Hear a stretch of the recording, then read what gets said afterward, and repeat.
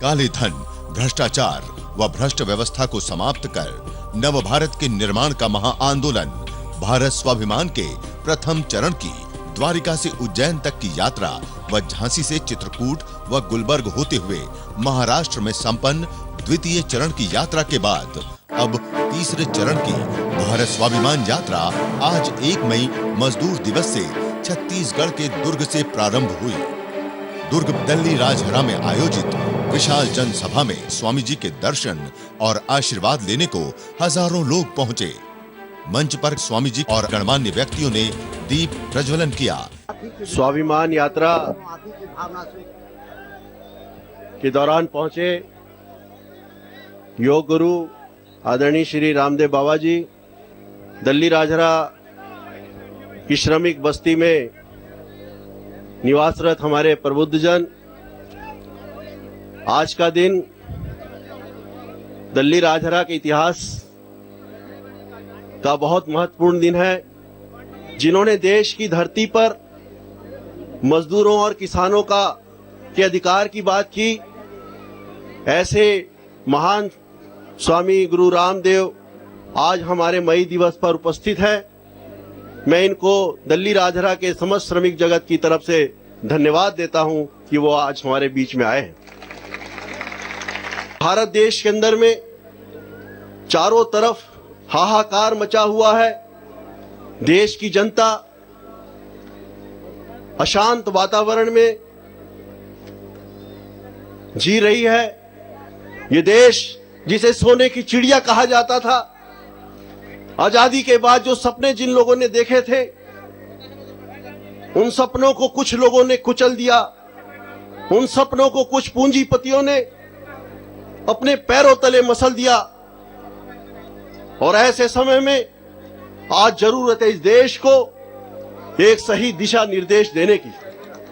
आज जरूरत है जो देश की 90% जनता जिनको दबाया जा रहा है, जिनको दमन किया जा रहा है, उनकी रक्षा के लिए एक ऐसे मार्गदर्शक की। आज देश की योजनाएं महज 10% लोगों के लिए बनती हैं और वो योजनाएं बनाने वाले लोग दिल्ली के अंदर में एसी कमरों में बैठ के योजनाएं बनाते हैं। उनको ये नहीं मालूम कि देश का मजदूर किस हालत में है। उसको नहीं मालूम कि इस देश का किसान की हालत क्या है। उसको नहीं मालूम कि इस गरीब देश के जो किसान और मजदूर के बच्चों की शिक्षा का क्या हालत है, उनके परिवार की चिकित्सा की क्या हालत है। ऐसी व्यवस्था में हम आज आजाद नहीं हैं। ऐसी व्यवस्था में हमारे बच्चों का भविष्य नहीं है। यदि इस व्यवस्था को बदलना है तो हम आम जनता को सड़कों पर उतरना पड़ेगा। एक क्रांति की जरूरत है। वो क्रांति हम और आप मिलकर ला सकते हैं। इसीलिए साथियों, हम जानते हैं कि इस देश में व्यवस्था बदलने का काम चंद सरकार में बैठे हुए लोग नहीं करेंगे। स्वामी जी विद्वान हैं, वो जानते हैं कि संघर्ष कैसा होगा और हम उनके साथ में अगर चलेंगे तो निश्चित रूप से इस देश का भला होगा। और यही करना और यही संकल्प जो है हमारा होना चाहिए कि हम देश बदलेंगे, देश की तकदीर बदलेंगे। लेकिन ये देश की तकदीर कब बदलेगी? जब हम सड़कों पे उतरेंगे। और सड़कों पे उतरने के लिए हमको तैयार रहना होगा। ऐसे लोग जो हमको कुचलने के लिए खड़े हैं, ऐसे लोगों को मुंह तोड़ जवाब देना होगा। साथियों, यही इस मई दिवस का असली संकल्प होगा। इतनी बातों के साथ मैं स्वामी जी को पुनः दल्ली राजहरा की जनता की तरफ से, दल्ली राजहरा के मजदूर वर्ग की तरफ से धन्यवाद देता हूं। जय हिंद, जय भारत, जय छत्तीसगढ़। और मैं अब आमंत्रित कर रहा हूं आदरणीय श्री जीत गुहा नियोगी जी, जो अध्यक्ष हैं जन मुक्ति मोर्चा के। उसके उपरांत आदरणीय डॉक्टर शहबाल जाना जी का उद्बोधन होगा। मंच में उपस्थित बाबा रामदेव जी एवं अन्य अतिथिगण, आज 1 मई मजदूर दिवस के अवसर पे क्रांति के तीर्थ भूमि के नाम से ये जगह विख्यात है। यहाँ पर 1977 में पुलिसिया गोलीकांड में 11 मजदूर शहीद हुए थे और शहीद शंकर गुहा नियोगी जी जो संघर्ष और निर्माण का जो यहाँ अवधारणा पेश किए हैं, वो पूरा भारत देश ही नहीं वरन पूरे विश्व में एक मॉडल के रूप में जाना जाता है। ऐसे जगह में स्वामी जी का हम स्वागत करते हैं। और एक बार फिर मैं ये 1 मई के मजदूर दिवस पर क्रांति के तीर्थ भूमि में शहीद शंकर गुहा नियोगी को नमन करने के लिए आए, इसके लिए मैं धन्यवाद देता हूं और दिल्ली राजा के मजदूरों की ओर से लाल जोहार और लाल सलाम बोलता हूं। लाल जोहार। और जो पद्मश्री पुरस्कार से सम्मानित हुई हैं, ऐसी इस क्षेत्र की बहुत ही कर्मठ बहन और हमारी मुस्लिम बहन श्रीमती शमशाद बेगम का बहुत बहुत अभिनंदन। और मैं उन्हें आमंत्रित करूंगा कि वह आज के अवसर में अपनी बात रखें। बहन शमशाद जी। बोलिए भारत माता की, भारत माता की, वंदे वंदे। सबसे पहले तो मैं पूरे विश्व में योग विद्या को फैलाने वाले और भ्रष्टाचार, काले धन की वापसी के लिए लड़ रहे सम्माननीय बाबा स्वामी रामदेव जी को नमन करती हूँ, जो हमारे छत्तीसगढ़ की माटी में और हमारे बालोद जिले के राजहरा की माटी इस धरा पर उनका आगमन हुआ। मैं उनको सत नमन करती हूँ। बहुत खुशी की बात है कि आज हम एकजुट होकर भ्रष्टाचार को मिटाने के लिए और काले धन की वापसी के लिए इस यात्रा में शामिल हुए हैं। और मैं चाहती हूँ कि समाज की और भी बहुत सी बुराइयां हैं, वो भी दूर हो। तो मैं बाबा रामदेव जी को नमन करते हुए यही कहूँगी कि हम और हमारे समिति की जो 50-60 हज़ार महिलाएं मेरे साथ जुड़ी हैं, इस पुनीत कार्य में आपके साथ हैं। आप लोगों ने मुझे यहाँ पर बुलाया, सम्मान दिया, धन्यवाद। जय हिंद, जय भारत, जय छत्तीसगढ़। आदरणीय शहीद शंकर गुहा नियोगी जी के बहुत ही कर्मठ सहयोगी रहे और तब से शहीद अस्पताल का संचालन करने वाले आदरणीय डॉक्टर शहबाल जाना जी को आमंत्रित करता हूं। आपके जोरदार करतल बंधनियों के बीच में छत्तीसगढ़ मुक्ति मोर्चा की ओर से आदरणीय डॉक्टर शहबाल जाना जी। मंच में उपस्थित स्वामी रामदेव जी, स्वाभिमान आंदोलन का दूसरे साथीगण, आज एक शुभ दिन है। आज मई दिवस का इस दिवस में स्वामी जी उसके तीसरे चरण का आंदोलन शुरू कर रहे हैं, जो भारत को भ्रष्टाचार मुक्त करने के लिए, भारत को पूंजीपतियों का चंगुल से मुक्त करने के लिए उनका जो आंदोलन है, उस आंदोलन श्रमिक आंदोलन का जो मसीहा है शंकर गुहा नियोगी का पथ में चलने के लिए उन्होंने निश्चय लिया है। और ये निश्चय के साथ ये आंदोलन का शुरुआत, तृतीय चरण का शुरुआत यहीं से कर रहा है। इस आंदोलन में हम लोग ये बोलते थे, नियोगी जी एक व्यक्ति नहीं, एक धारा है, एक धारा थी, एक धारा है। आज इस धारा को ले जाने के लिए जिम्मेदारी बाबा रामदेव ले रहे और इनका स्वाभिमान आंदोलन आज से दिल्ली राजहरा से शुरू हो रहा है। ये दिल्ली राजहरा विगत कुछ सालों से जिस आंदोलन को धारा उन्होंने तैयार किया था शंकर गुहा नियोगी, उन्हीं रास्ता पे चलने के लिए उन्होंने निश्चय ले रहे हैं। इस आंदोलन के साथ हम सब साथी एक है। हम इस आंदोलन का शुभकामना के साथ इस आंदोलन में जुड़ने का वादा करता हूं। सब साथियों को लाल जोहार। भारत स्वाभिमान के इस जन आंदोलन को जन जन तक पहुंचाने में, इसे आंदोलन की शक्ल में पूरे भारत का एक समग्र आंदोलन को खड़े करने के प्रयास में आदरणीय भाई राकेश रफीक जी तन मन धन से सेवारत हैं।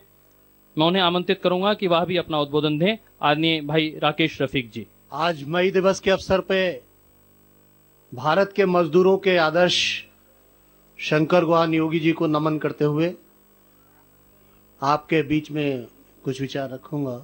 जब इस पूरे देश में आजादी के आंदोलन के शहीदों के सपनों को पूरा करने के लिए शहीद भगत सिंह जैसा हिंदुस्तान बनाना चाहते थे, उसको बनाने के लिए स्वामी रामदेव के नेतृत्व में एक राष्ट्रीय जागरण शुरू हुआ है।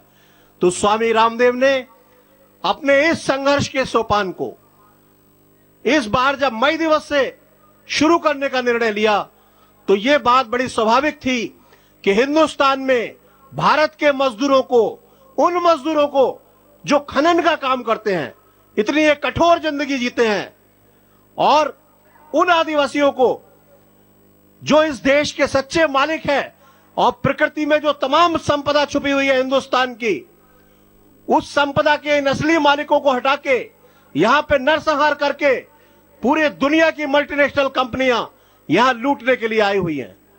और माओवाद के नाम पे, इसके नाम पे, उसके नाम पे एक षड्यंत्र पूरे छत्तीसगढ़ में, झारखंड में चलाया जा रहा है कि इस धरती को खाली करा के उन मल्टीनेशनल कंपनियों को सौंप दिया जाए।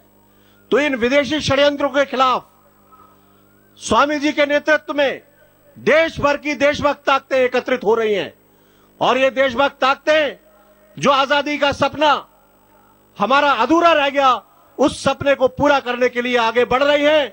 और मजदूर आंदोलन, इस देश के मजदूरों का हित कैसा होगा, इस संबंध में शंकर गुहा नियोगी के विचार हमें हमेशा एक आदर्श के रूप में काम करते रहेंगे, और इसके साथ पूरा हिंदुस्तान नई आजादी की लड़ाई लड़ेगा। आप सब लोगों के सहयोग से यह लड़ाई आगे बढ़ेगी, इसी आशा के साथ हम लोग यहाँ उपस्थित हैं। धन्यवाद। तदुपरांत जननायक स्वामी रामदेव जी ने अपने उद्बोधन में कहा, यहाँ दोपहर की चिलचिलाती धूप से ही बहुत से भाई तप कर रहे हैं। अब सांझ ढलने को है, लेकिन आपके भीतर का जोश और जुनून कम नहीं हो रहा है, बल्कि जैसे जैसे सांझ होती जा रही है, आपके भीतर वो जोश, वो जुनून, वो आक्रोश, वह स्वाभिमान और हिलोरे ले रहा है। मैं आप सबको प्रथम प्रणाम करता हूं, आपके तप को, आपकी निष्ठा को, आपकी श्रद्धा और आस्था और विश्वास को। यूं तो मैं पूरे भारत में गया, लेकिन जहां से इस मजदूर आंदोलन को एक बहुत ऊंचा स्वर मिला, वहां मैं पहली बार आया। और क्योंकि कुछ नारों को मैंने सुना ही नहीं था, तो पहले तो मुझे भी लगा मैं कहां आ गया, क्योंकि मैंने लाल सलाम टीवी पर सुना था। वो लाल सलाम मेरे दाएं बाएं बैठे हुए हैं आज।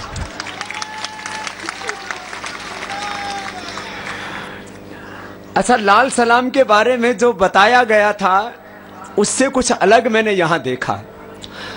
एक दो नारे तो बड़े जबरदस्त हैं। ऐसा शासन प्रशासन जो लोकतांत्रिक व्यवस्था बनी हुई है अंग्रेजों के वक्त से, यह 18वीं शताब्दी का बना हुआ पुलिस एक्ट, इसलिए जो ऊपर से आदेश आता है कि बाबा रामदेव की हत्या कर दो, बाबा रामदेव के साथ जितने भी लोग हैं उनकी हत्या कर दो। बहन राजबाला की तो कर दी गई, हजारों लोगों की हत्या की योजना थी। बाबा रामदेव भी आज आपके सामने ना होते, यदि इनकी मनसा पूरी होती तो बाबा का भी वही हाल होता जो शंकर गुहा नियोगी का हुआ था। मैं इसलिए इस बात को कह रहा हूं, ये जो पूरा तंत्र चल रहा है, और मैं अपने यहां जो मजदूरों के संघर्ष की लड़ाई लड़ रहे हैं, वो अपने नारे में एक और जोड़ ले। यहां बोलते हैं, पूंजीपतियों की जागीर नहीं, छत्तीसगढ़ हमारा है, ऐसा बोलते हैं ना। तो इसमें एक और भी चीज तो जोड़ दो, राजनेताओं की जागीर नहीं। इन पूंजीपतियों को भी, जो बड़ी बड़ी मल्टीनेशनल कंपनियां और भी भारत के भी जिनके लाखों करोड़ों अरबों के कारोबार, उनको सौंपने वाले कौन है?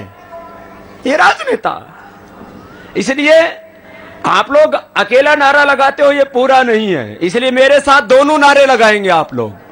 पहले मैं बोलाऊंगा, राजनेताओं की जागीर नहीं, छत्तीसगढ़ हिंदुस्तान। जरा मेरे साथ बोलो, राजनेताओं की जागीर नहीं, छत्तीसगढ़। जरा मुट्ठी बांध के तो बोलो, तुम मजदूर नहीं हो तो क्या नहीं, हिंदुस्तानी तो हो ना। ये तुम्हारा भी हक लूटा है, खाली मजदूरों का ही नहीं।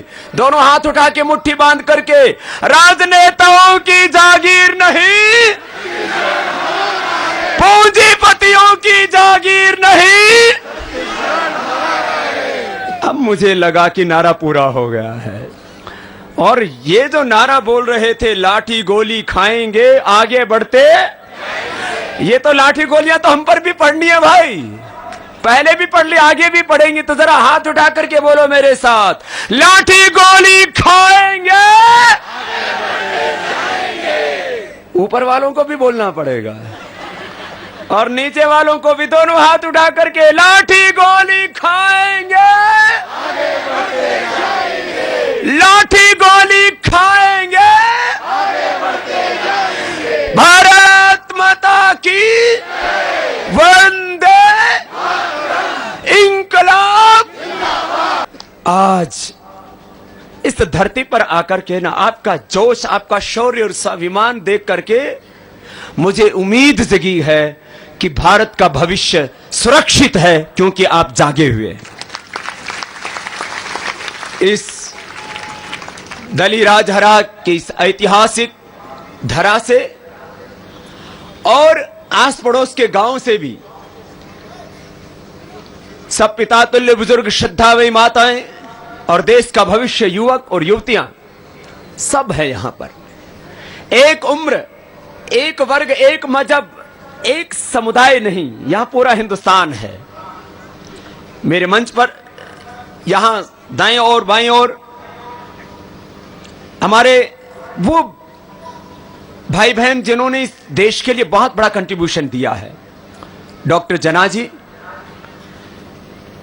ये जो हॉस्पिटल चला रहे हैं, इस तरह का गरीबों के लिए हॉस्पिटल मैंने हिंदुस्तान नहीं, जहान में कहीं नहीं देखा। बहुत सुंदर काम कर रहे हैं, ये बहुत बड़ी बात है। मैं वहां गया, करीब एक जगह ही पूरी मां भी स्वस्थ, बच्चा भी स्वस्थ, और वहां लिखा हुआ टॉनिक पीना बेकार है। ये जो एमएनसी कंपनियां लूटती है ना, I am a Complan boy, Horlicks Complan खाता है मेरा बेटा, लंबा हो जाएगा। ये जीत, खड़ा होना जीत, ये कॉम्प्लॉन खा के हुआ, लगभग 6 फीट का है। तो भाइयों, एक कॉम्प्लॉन नहीं, ये हॉर्लिक्स नहीं, ये बॉर्नवीटा नहीं, अब हिंदुस्तानी भोजन, हिंदुस्तान की संस्कृति, सभ्यता, हिंदुस्तानियत को अपने भीतर जीना है। हिंदुस्तान से ज्यादा ताकत पूरी जहान में कहीं नहीं है। अपनी संस्कृति, अपनी सभ्यता, अपना आहार, अपना विचार, अपना संयम और सदाचार, वो हमारी ताकत है। कोका कोला, पेप्सी, गधे को रख दो तो वो नहीं पिए। एक दिन मैं ट्राई करके देखा, गधे ने मुंह हिला दिया, मैं इसको नहीं पीऊंगा। बोलो मेरे से भी जो घटिया होगा वो इसको पिएगा। इसलिए जब सब बिकना बंद हो गया तो आजकल एक नया सा एड चलाया, कितने हजारों, क्या कहते हैं वो, आज कुछ तूफानी हो जाए। अब Coca Cola, Pepsi, Thums Up पीने से तूफान आएगा? अब तो दूध, दही, छाछ, लस्सी, पानी पिएंगे, योगाभ्यास करेंगे, सदाचार के साथ जिएंगे तो देश में नहीं पूरी दुनिया में तूफान आएगा। एक कोका कोला, पेप्सी पीने वाले को तूफान मचाने वाले नहीं है तो सारे लुटेरे हैं हिंदुस्तान के अंदर बैठे, लूट रहे हैं हिंदुस्तान। एक भी पैसा हिंदुस्तान का विदेश में नहीं जाना चाहिए। आज सब संकल्प लेकर के जाएंगे कि हम विदेशी वस्तुओं का उपयोग नहीं करेंगे। नीचे से नारा आ रहा है, स्वदेशी अपनाएंगे देश को। जरा एक साथ सभी बोल लो, स्वदेशी अपनाएंगे देश को बचाएंगे। छत्तीसगढ़िया सबसे बढ़िया। एक तो लोग यहां के इतने प्यारे हैं,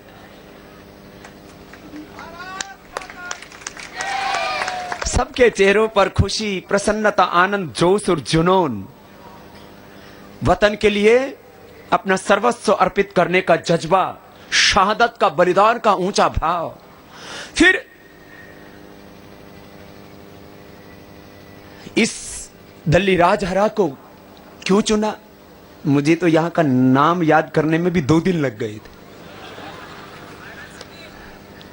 और आयरन सिटी है या नहीं, लेकिन आप लोग फौलादी हो ये मैंने देख लिया है। आप लोग फौलादी। आजादी के पहले से लेकर के आजादी के इन 64 वर्षों के बाद भी हिंदुस्तान के श्रमिकों को सम्मान नहीं मिला।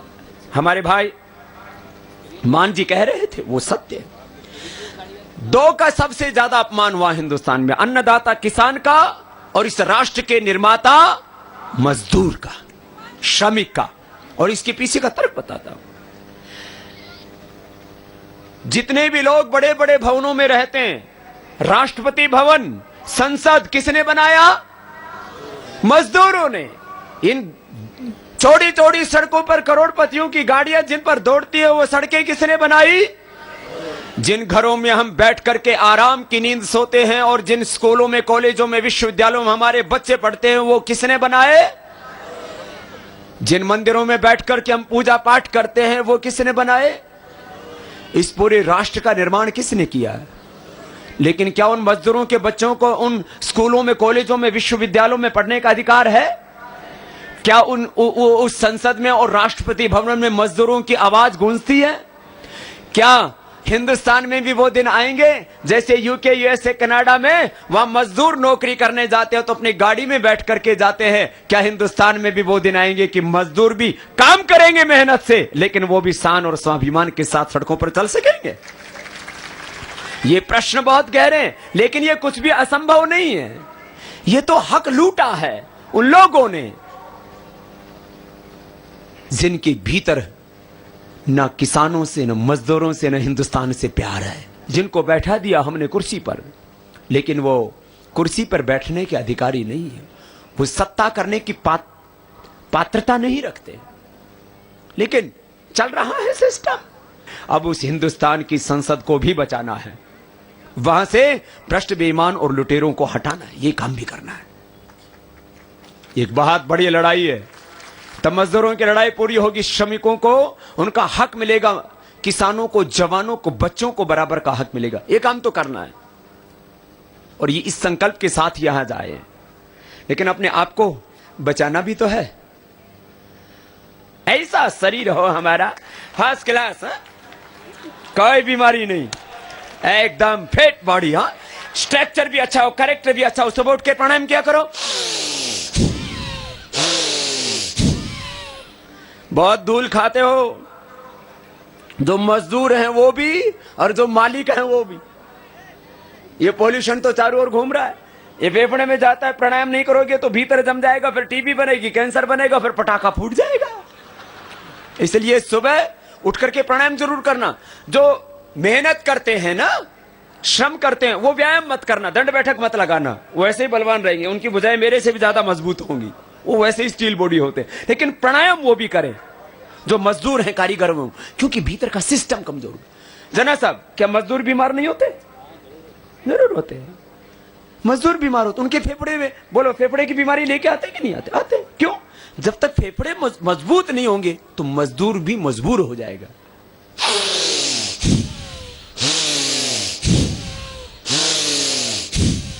ऐसे 5 मिनट कर लेना, ऐसे जोर से भी मत करना। कभी छत्तीसगढ़ वाली स्टाइल से करो। हाँ, कुछ तो ऐसे कूदने लगते हैं, ऐसे नहीं करना, आराम आराम से।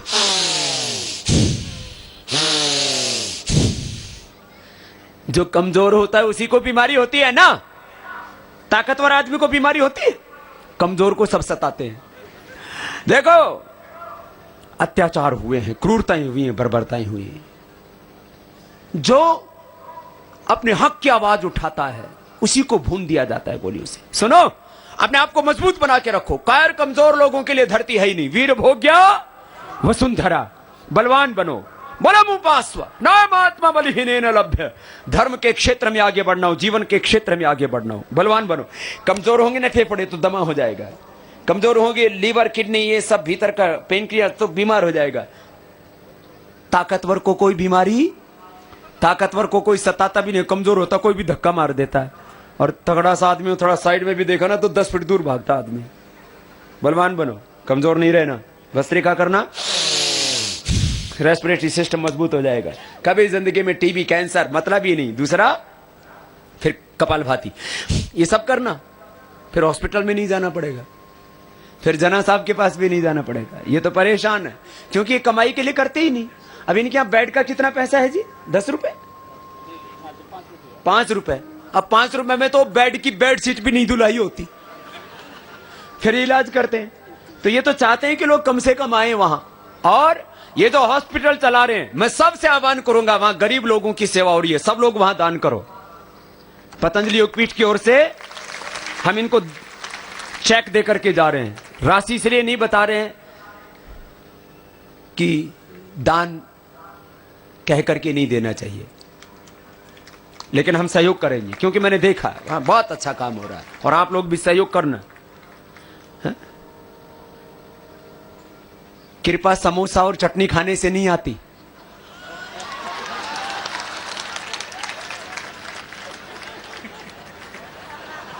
कि हरी चटनी खाई थी, लाल के साथ खा लेना, कृपा आ जाएगी।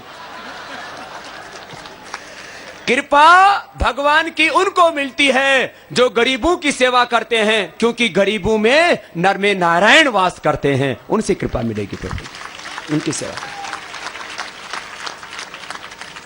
तो बोलो कितनों को कृपा चाहिए? कृपा कितनों को चाहिए? सबको। तो सब लोग दान करना। स्कूल में दान करना। हमारे भाई जीत बोल रहे थे बाबा जी हमारे स्कूल में पैसे की कमी है। भाई जना जी बोल रहे थे बाबा जी आप प्रेरित करो लोगों को दान करें। सच कह रहा हूं, ये दान ऐसा है जैसा एक दाना जमीन में डालना। बड़ का एक दाना डालो, उससे कितने दाने पैदा हो जाते हैं? लाखों, करोड़ों, अरबों, अनंत। ऐसे ही दान देने से दारिद्र्य नाशनम दानम। आचार्य चाणक्य कहते हैं दरिद्रता को दूर करना हो तो दान करो। तो आपको जीवन में दुआएं पानी है, पुण्य को बढ़ाना है, भगवान की कृपा को पाना है, तो दान करो। तो सब लोग दान करना, 100, 200, 500, 1000, 5000, 10,000। और जिनको ज्यादा दान करना है तो यहां मुझे बता देना, मैं तुम्हारे नाम की अभी घोषणा कर दूंगा। हम लोग 1 लाख से कम तो देने वाले नहीं है जना को। इससे कम और ज्यादा जिसको भी देना हो मुझे बता देना, आप लोग दान करना।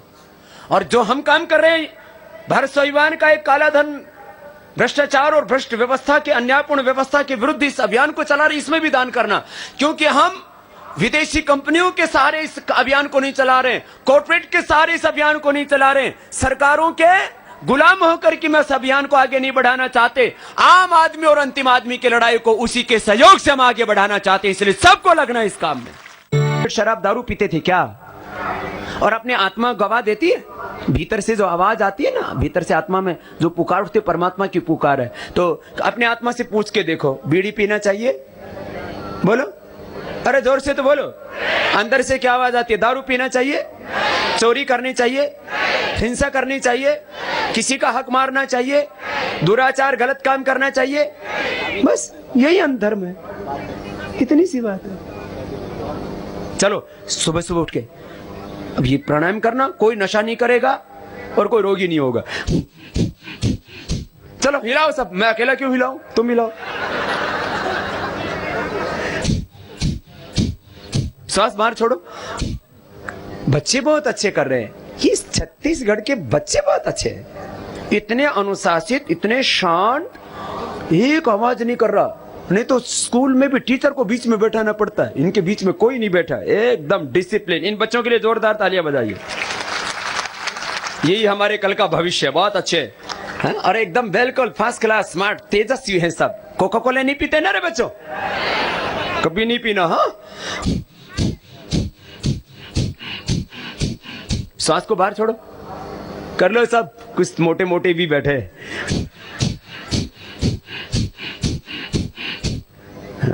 हमारे जना जी तो पहले से ही करते हैं, पतले हैं। हमारे मान जी भी करेंगे, बड़े तेजस्वी है।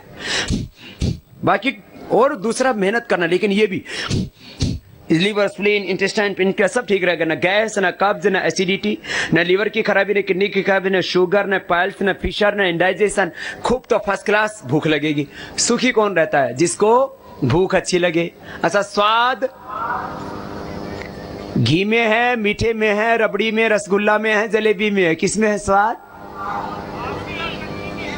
वो बोले चटनी में है। एक बोला जलेबी में, दूसरा बोला बाबा गोलगप्पे में। उससे तो कृपा भी आएगी।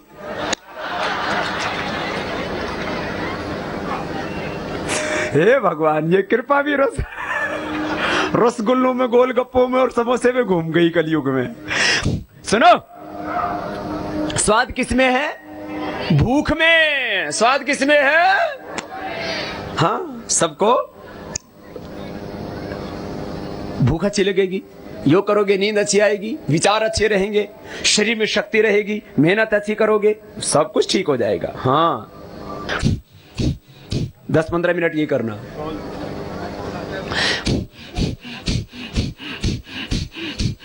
कितनी देर करना? 10-15 मिनट, 5 मिनट तो सब करना। बीमारियों की छुट्टी। और बच्चों की हाइट अच्छी बढ़ेगी, नहीं तो 3-4 फीट के रह जाओगे। लंबी हाइट होगी, मेमोरी शार्प होगी, जोश जुनून रहेगा जिंदगी में। जो कोई बीमार नहीं वो करेंगे तो शक्तिशाली रहेंगे। कपालभाति 10 से 15 मिनट रोज करना, खाली पेट करना। हाँ, कभी दाल भात मार करके फिर करो, और फिर मुंह से और कुछ निकले, खा पी के नहीं करना। हाँ, इधर छत्तीसगढ़ में, कुछ उड़ीसा में, इधर तो एक और काम करते हैं। वो दाल भात में छाछ या दही मिला के पहले दिन रख देते हैं, अगले दिन खाते और उसमें फिर मस्त हो जाते हैं और फिर सो जाते हैं। तो चलो खा लेना, कोई दिक्कत नहीं, लेकिन खाली पेट ये कर लेना पहले। सब बात अच्छा जानते हैं, रोज क्या करो, एकदम चेहरे पर चमक रहेगी। किसी को फेयर एंड लवली नहीं लगाना पड़ेगा। फेयर एंड लवली लगाने से किसी को चेहरे पर तेज नहीं आता है। कपाल भाती करो, कपाल माने माता भाती माने दीप्ति, चेहरा चमक उठेगा। हाँ, ये सब लूटने वाले हैं। विदेशी कंपनियों का कोई भी सामान आपके घर में आना ही नहीं चाहिए। पहले इन्होंने बहुत लूटा, अब भी लूट रहे हैं। पूरी दुनिया में आर्थिक लूट तो चल रही है, आर्थिक युद्ध चल रहा है। इस जंग में खुद को बचाना है, देश को बचाना है। फिर भाई ये प्रणाम देखो ऐसे,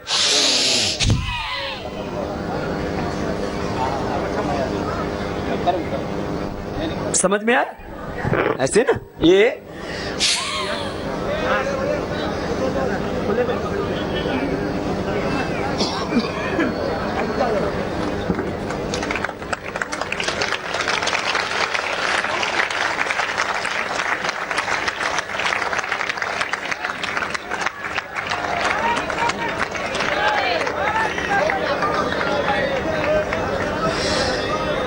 तुम भी करोगे ऐसे? बोले बाबा जी हमारा तो पूरा ट्रैफिक जाम है। तन पर पूरा काबू, मन पर पूरा, यहाँ मेरा तन डोले मेरा मन डोले, फिर दिल भी हुआ बेकरार, हो गया बेकार। शरीर को अच्छा बना के रखो, फिट बॉडी एकदम।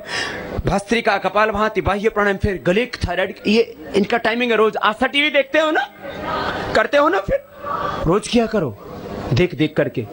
ऐसे नहीं कि खाली, हाँ, ऐसे नहीं कि टीवी देखोगे तो भी कृपा हो जाएगी। बाबा कपाल भाती करेगा टीवी पर, तुम्हारी तोंद घट जाएगी। ऐसा नहीं होने वाला। देखो, हमेशा वैज्ञानिक दृष्टि से सोचो। जो चीज साइंटिफिक नहीं है उसको कभी नहीं मैं प्रोत्साहन दूंगा। तंत्र मंत्र यंत्र भूत प्रेत, हाँ? पता नहीं क्या क्या हम अंधविश्वासों में फंसे हुए हैं। अरे भगवान ने हमें इंसान बनाया तो बस सच्चे इंसान बनो, फिर अच्छा हिंदुस्तान अपने आप बन जाएगा। भस्त्रिका, कपालभाति, भाई प्राणायाम, फिर अग्निसार देखो, ये पेट को हिलाना ऐसे,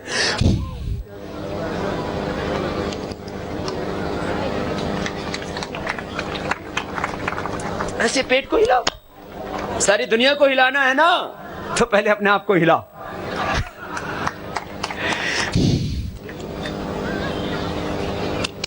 पेट एकदम फर्स्ट क्लास। और सुबह उठते ही मोशन भी अच्छा हो जाएगा। सुबह मोशन अच्छा हो जाए ना तो इतना मजा आता है, उतना तो शायद प्रमोशन में भी नहीं आता। और पेट साफ नहीं होना तो ऐसे नानी सी मरी रहती है। चेहरे पर मायूसी, जैसे किसी ने मार पीट के बैठा रखा हो। पेट बढ़िया साफ रहेगा, भूख अच्छी लगेगी, नींद अच्छी आएगी, न बीपी, न शुगर, न कैंसर, न हार्ट की बीमारी। सब पैसा तो इन्हीं में बर्बाद हो रहा है। ना कोई बुराई आएगी, बुरा विचार ही नहीं आएगा, ना बुराई कहाँ से आएगी। सब कुछ तो विचारों से है। कोई फकीर है, कोई अमीर है, कोई अच्छा है, कोई बुरा है, कोई सदाचारी, कोई व्यभिचारी है, कोई हिंसक है, कोई क्रूर है, कोई दयालु है, सब विचारों से। तो ये प्राणायाम योगाभ्यास, भस्त्रिका, कपालभाति, वायु प्राणायाम, उज्जाई, गले और थायराइड के लिए बहुत अच्छा है। देखो ऐसे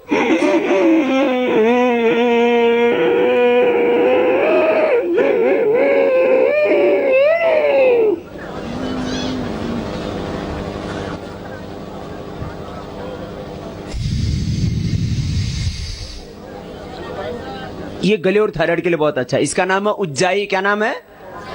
और ये इसका क्या नाम है? अरे जोर से तो बोलो।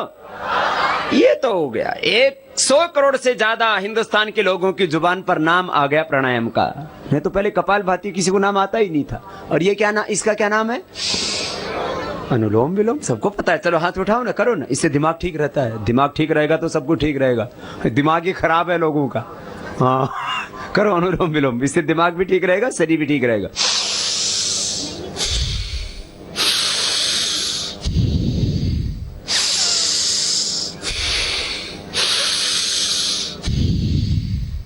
बहुत जोर से भी मत करना, ऐसे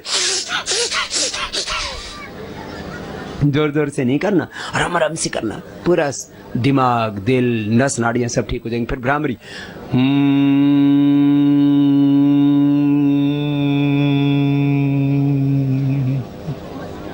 ऐसे करना। अनुलोम विलोम 10-15 मिनट, ये 5-7 बार भ्रामरी। फिर सब लंबा गहरा सांस भरो, मेरे साथ बोलेंगे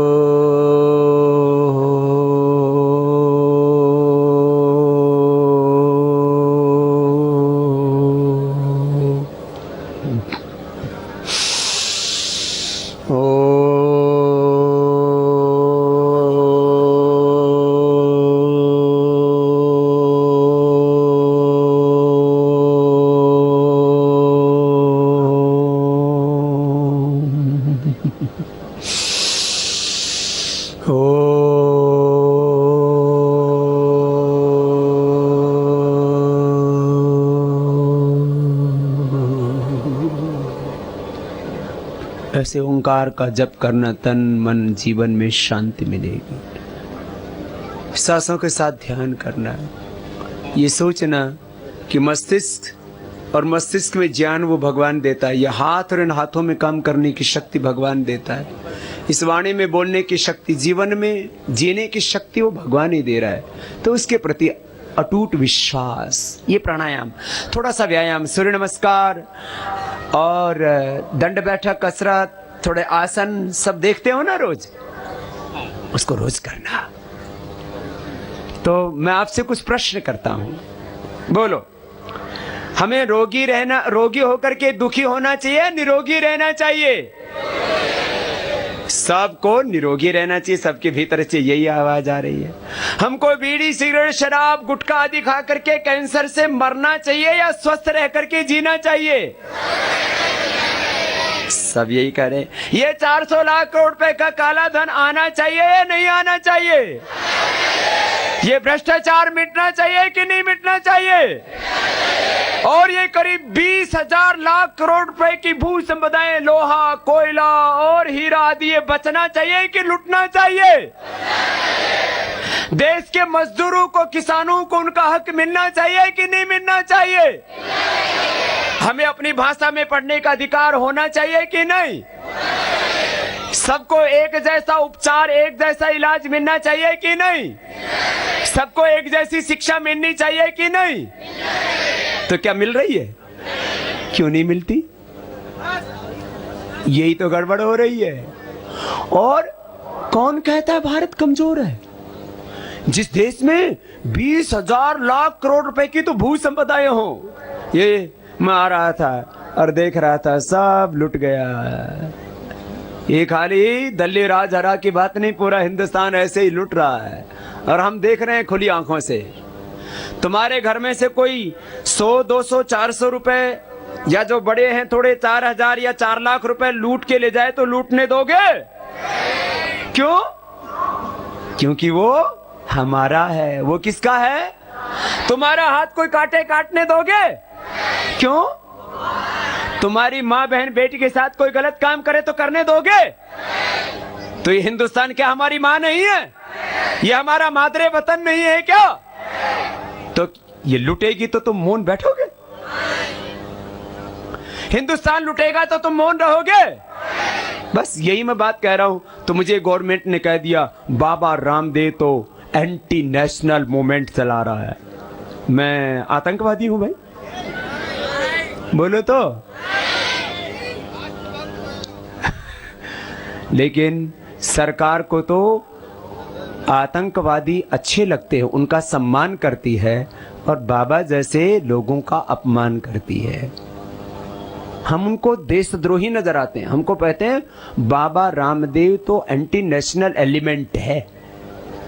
मैंने कहा थोड़े दिन रुक जाओ, फिर ये देश के लोग बताएंगे लोकतंत्र में जनता सर्वोपरि है, और ये जब खड़ी हो जाएगी तो ऐसे साफ हो जाओगे जैसे गधे के सिर के ऊपर से सिंह साफ हुए। कुछ तो हो गए साफ। कुछ लोग बोलते थे बाबा को पत्थर बांध के समुद्र में डाल दो। मैंने कहा थोड़े दिन रुक जाओ, हिंदुस्तान बता देगा कि कौन डूबेगा और कौन तरेगा। गुरु और चेले दोनों ऐसे चित्त हुए, चारों खाने पानी भी नहीं मांगते। भाई बहनों, ये हिंदुस्तान है, यहां सत्य विजयी होता है। सच को सताया तो जा सकता है लेकिन मिटाया। एक बाबा को मारोगे फिर खड़े हो जाएंगे क्या 121 करोड़ लोगों को मार दोगे? एक शंकर गुहानी योगी को गोली मार दोगे और दूसरे उनके साथ कुछ लोगों को की शहादत ले लोगे तो क्या सबको गोली मार दोगे? है? अब ये लड़ाई आगे बढ़ेगी। इसलिए भाई बहनों, सुबह 1 घंटा देह के लिए, फिर बाकी समय तो देश के लिए है। व्यापार करना, खेती करना, उद्योग चलाना, श्रम करना, जहां हो वहां अच्छा काम करना। हमें संघर्ष भी करना, हमें निर्माण भी करना, हमें सेवा भी करनी है। यही तो सब हमारे बड़ों का, महापुरुषों का नारा था। नियोगी जी ने भी वही कहा, योगी भी वही कह रहा है। हाँ? स्वकर्मणा तम अभ्यर्थ सिद्धिं विन्दति मानव। आओ सुबह उठ करके सबको क्या करना है बोलो। तो मैं कह रहा था प्रश्न बहुत है।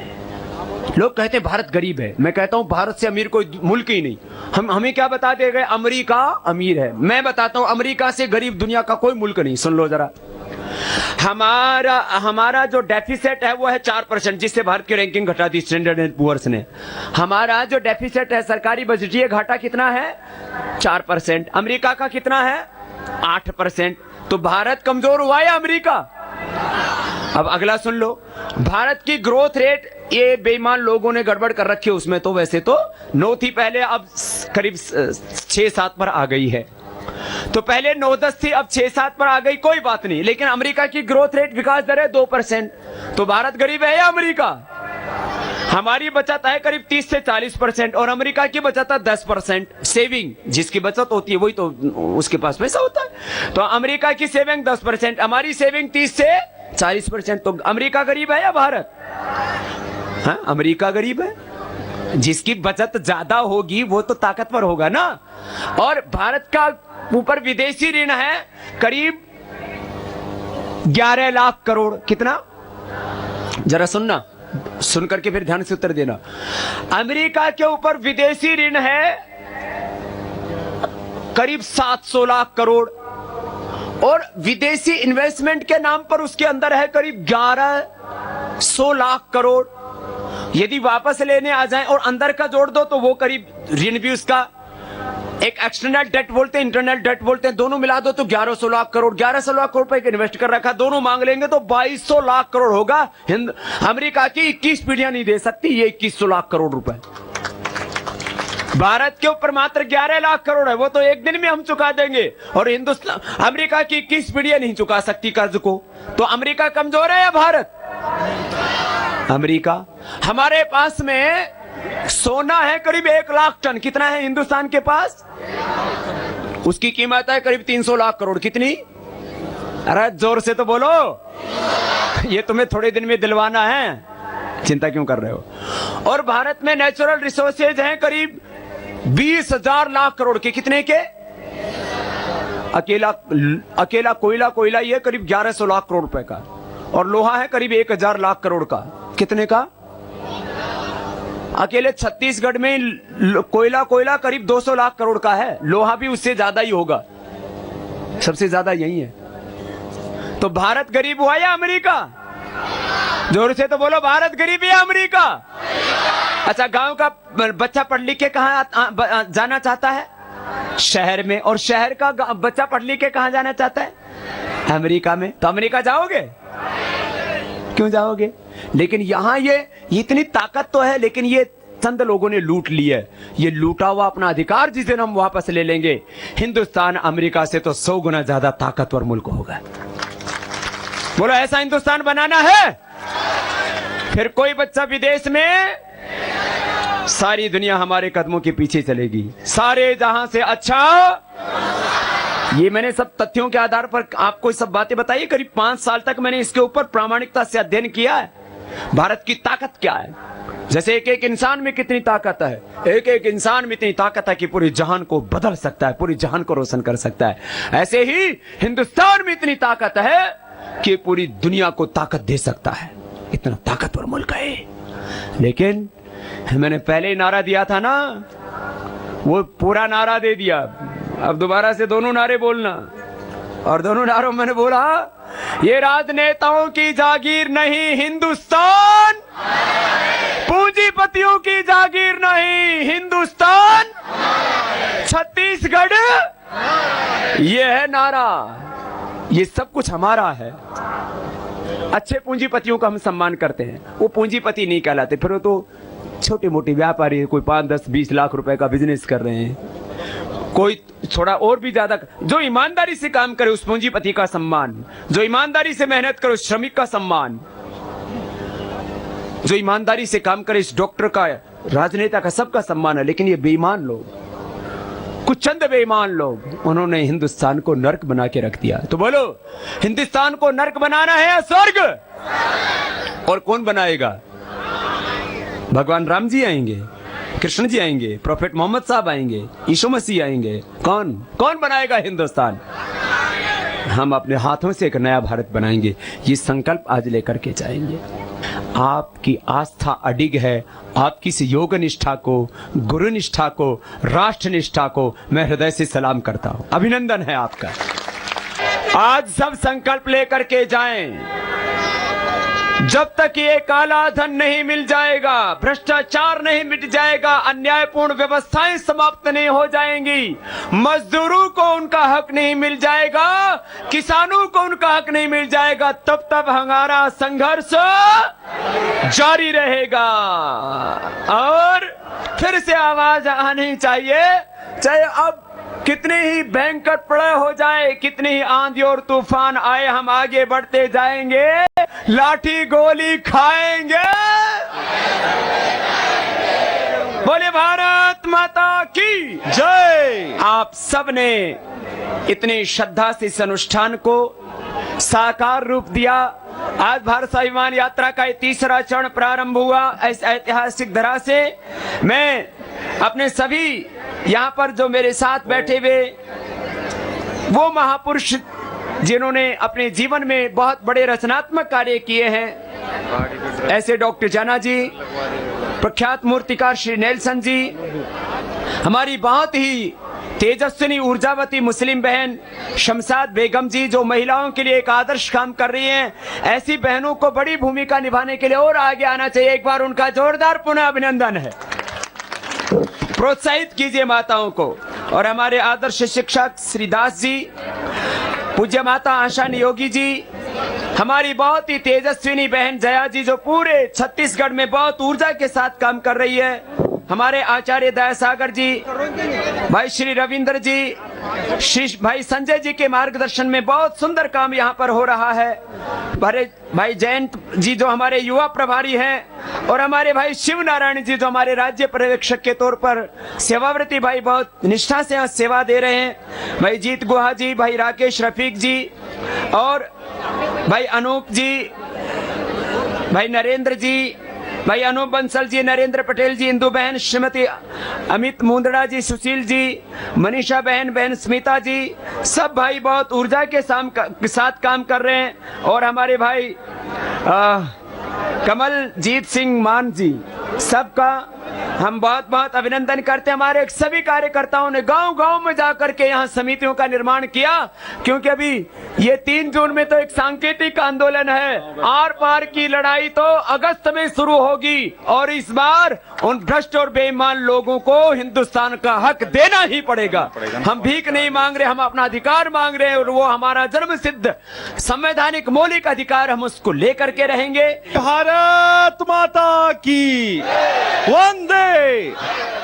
भारत स्वाभिमान यात्रा के तृतीय चरण के 1 मई से शुभारंभ के अवसर पर राष्ट्रनायक स्वामी रामदेव जी महाराज के सानिध्य में विभिन्न कार्यक्रम। दुर्ग में दोपहर 12 बजे सार्वजनिक अभिनंदन। स्थान सेक्टर 6 अग्रसेन भवन, भिलाई। दोपहर 1 बजे दुर्ग से दिल्ली राजहरा तक विशाल जन यात्रा में विभिन्न स्थानों पर ग्राम आंदोलन समितियों द्वारा अभिनंदन। दिल्ली राजहरा में शहीद शंकर गुहा की स्मृति में बने शहीद हॉस्पिटल में आगमन। अंत में दिल्ली राजहरा बालोद में विशाल जनसभा। इस ऐतिहासिक कार्यक्रम में आप सभी सादर आमंत्रित हैं।